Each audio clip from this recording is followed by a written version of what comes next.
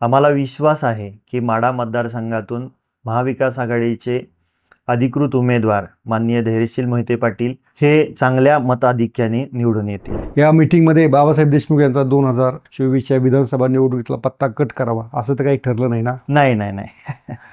निश्चितपणे नाही. जर केडरनी सांगितलंय की बाबासाहेब देशमुख तुम्ही ही जबाबदारी पार पाडा, तर मी 100% ती चांगल्या पद्धतीने पार पाडेल. कशी गेली लोकसभा निवडणूक?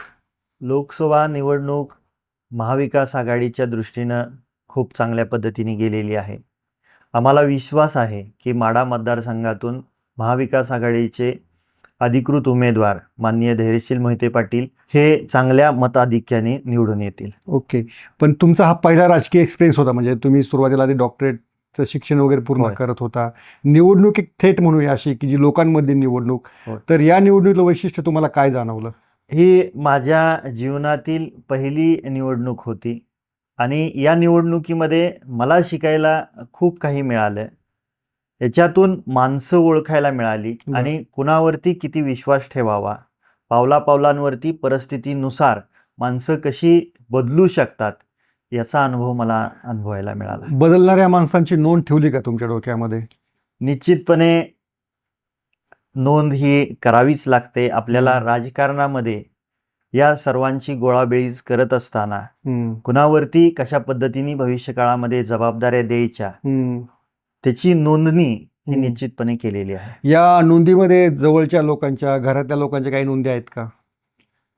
तोही एक वेगळा अनुभव मला अनुभवायला मिळाला. निश्चितपणे आपण ज्याच्यावरती खूप विश्वासाने एखाद्या जबाबदारी सोपवतो, अशा जबाबदाऱ्या ज्यांच्यावरती सोपवल्या गेल्या पक्षाच्या दृष्टीनं आणि निवडणुकीच्या दृष्टीनं, त्याच्यातून काही चांगले अनुभव आले, काही वाईट अनुभव आले. अच्छा.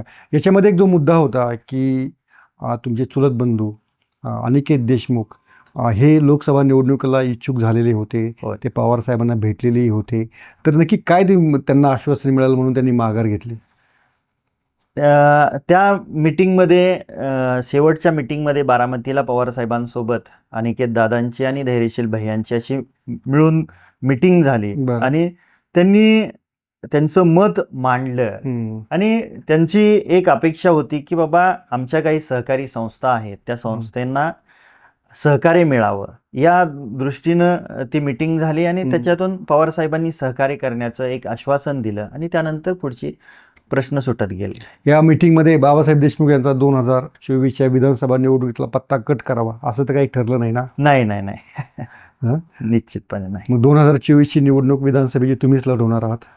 निश्चितपणे मी त्या निवडणुकीला सामोरे जाण्याचा माझा प्रयत्न असणार आहे, पण शेतकरी कामगार पक्ष हा केडर बेस पार्टी आहे. बरं. जर केडरनी सांगितलंय की बाबासाहेब देशमुख तुम्ही ही जबाबदारी पार पाडा, तर मी 100% ती चांगल्या पद्धतीने पार पाडेल.